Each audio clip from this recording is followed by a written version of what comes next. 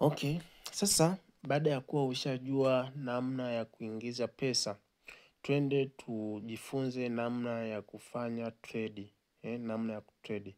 Hii nitakuonyesha tu jinsi ya kufanya trade, sio jinsi ya kuchukua ile signal na kuingia sokoni. Na kufundisha tu jinsi ya kufanya trade. Habari ya kuingia sokoni kule nitakufundisha kwenye video nyingine. Kwa hiyo utakachokifanya kwanza, kwa sababu umeingiza pesa, wakati huo itakuwa kwenye akaunti inayoitwa funding. Kwa hiyo tutakachokifanya sisi, tutakuja hapa chini, hapa pameandikwa wallet, no, asset, imeandikwa asset. Kwa hiyo tutakuja sehemu imeandikwa asset hapo. Baada ya kuja hiyo sehemu, itatuleta upande wa huu, sawa. Pesa yetu itakuwa hapa kwenye funding, sawa. Itakuwa hapa kwenye funding hii hapa. Ndipo hapo itakapokuwa baada ya kuwa tumeweka pesa. Kwa hiyo tutakachokifanya, tutakuwa tuihamishe kutoka hapo ije hapa spot. Sawa? Nadhani tuko sawa. Kwa hiyo baada ya hapo tutakachokifanya, tunaenda sehemu hii ya transfer. Unaona tunaenda hiyo transfer. Kwa baada ya kwenda transfer hapo, tutapagusa namna hiyo. Tukishapagusa namna hiyo, tutaletewa ukurasa kama huu. Sawa? Hapa tunaona hapa kuna funding na spot. Kwa tunaitoa funding kuja spot. Ukikuta either pako labda hivi spot alafu funding kwa chini, wakati huo pesa ipo kwenye funding. Kwa hiyo inabidi uguse hii sehemu hapa.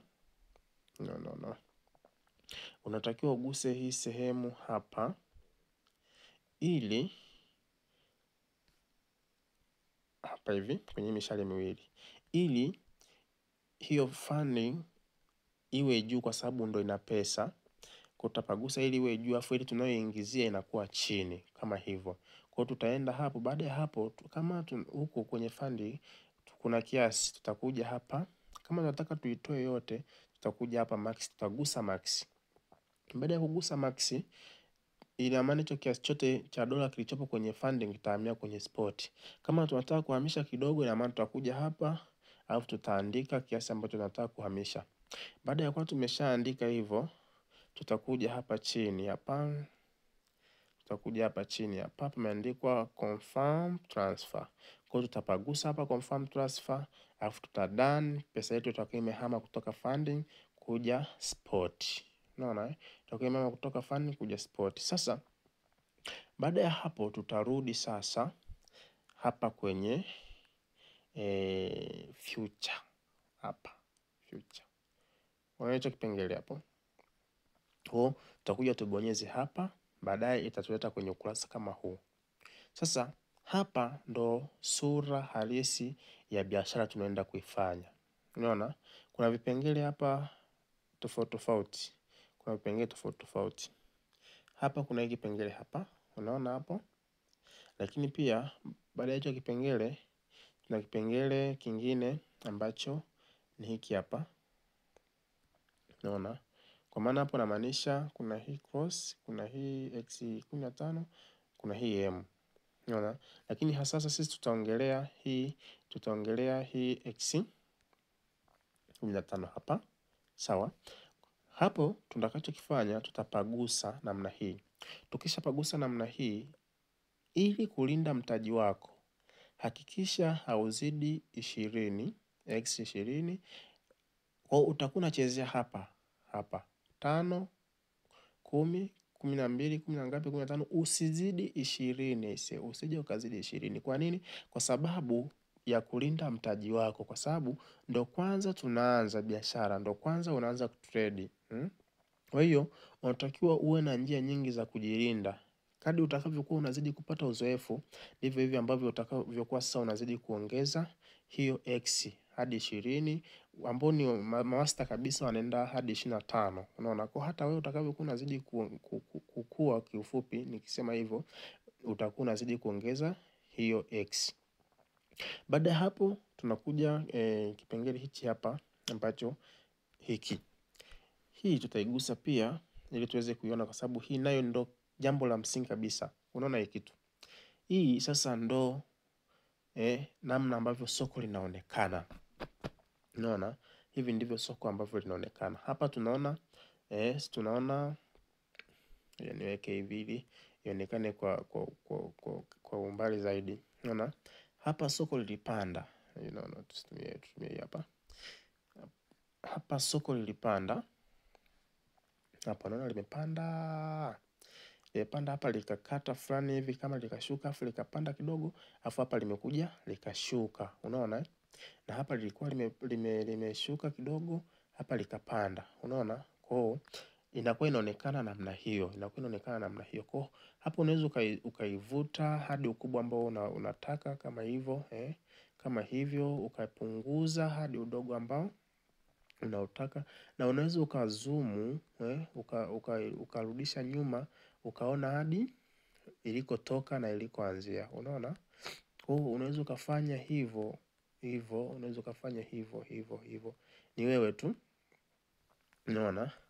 Kwa hiyo baada ya hapo tutarudi nyuma ili sasa uweze kurudi hapa. Baada ya hapa, kwanza hapo kwenye soko unaweza ukasoma soko kwa nyakati tofauti. Unaona hapa imeandikwa time. Unaweza ukasoma kwa dakika 15, unaweza ukasoma kwa lisali moja, unaweza ukasoma kwa masaa 4, unaweza ukasoma kwa siku nzima, unaweza ukasoma kwa dakika 1. Unaona? Au unaweza ukaja hapa kuna more pia, yaani unachagua mwenyewe. Unaona hapo? Unachagua mwenyewe sasa. Kwa hapa chini unaona tayari hapa nimekuandikia. Unaona? Kuna siku 3. Kwa wewe mwenyewe tu vile ambavyo utapenda kulisoma soko lako. Lakini hapa sasa ndio ipo kule kwenye ile somo letu ambalo tulikuwa nawaambia. Na siku tutarudi nyuma. Baada ya kurudi nyuma hapa ili tuweze kuendelea. Baada ya hapo utakuja hii sehemu hapa. Hii sehemu pia ni ya muhimu sana. Hii sehemu ni ya muhimu. Kwenye signal yetu kule ile video ya signal itakuja nikuonyeshe hii inafanyaje kazi. Kwa sasa hivi hapa nisikuonyeshe kwa sana nitakuchanganya. Lakini hivi vitu inakuwa Binance ziko tofauti. Kuna Binance ambayo mwingine hii ukurasa huu unaweza ukawa upande wa huku. Sawa? Lakini kuna Binance nyingine kulingana na version ukurasa huu unakuwa upande wa huku. Huu ni vyote tu, lakini wala haina shida hiyo, sikuchanganya. Unaona? Kwa hiyo baada ya kuwa tumemaliza kuelewa vitu tumeseti hapa kwenye X, hakikisha zingatia sana hicho nilichokuelekeza hapa kwenye X. Zingatia sana. Hiyo ni vitu vya muhimu sana ambavyo ndivyo vitakavyokulinda wewe kama trader ukiwa sokoni hapo kwenye X. Basi kitu kingine utakachokuja kuangalia ni hapa kwenye market. Na hapa palipoandikwa market. Kuna wakati unaweza ukaingia ukakuta pako limit. Unaona kama ndo mara yako ya kwanza. Unaona hapa kuna limit ya kwanza, kuna post on, kuna market, kuna spot limit, kuna spot market, kuna conditional, kuna trade. Yaani viko hivyo vitu vingi. Kama utakuta iko limit, hutakiwi kuiacha limit. Unatakiwa uitoke uje market namna hiyo. Pakae market. Yaani wewe zingatia sana, pasiwe limit, pakae market. Hicho ni kitu cha muhimu utakuja ukiona pia kule kwenye signal. Baada ya hapo kitu kingine ambacho tutakuja tukione ni hapa. Hii ndio ni muhimu sana. Hapa. Unaona hiki kialama hiki kama kiboksi. Kumbuka hapa tumeongea ni namna ya kulinda mtaji wako. Sawa? Jinsi ambavyo utakuwa unaenda sokoni, unakimbia sokoni kwa speed gani, utakuwa ukiwa umeweka hiyo X nyingi, ndivyo utakavyokimbia kwa X nyingi ikiwa inapanda. Na ikienda tofauti na matarajio, pia itaenda